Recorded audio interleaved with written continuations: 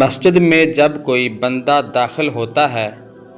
اس کے لیے حکم ہے کہ جو نمازی نماز کے انتظار میں بیٹھے ہیں ان کو سلام نہ کہے۔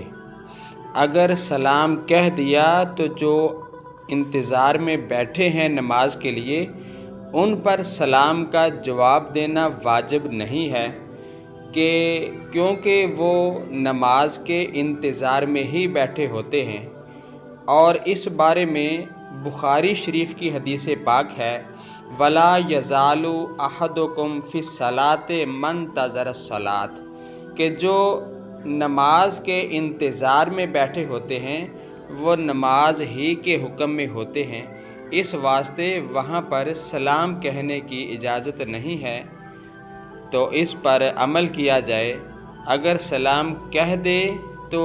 اگلے جو بیٹھے ہوئے ہیں ان پر سلام کا جواب دینا واجب نہیں ہے۔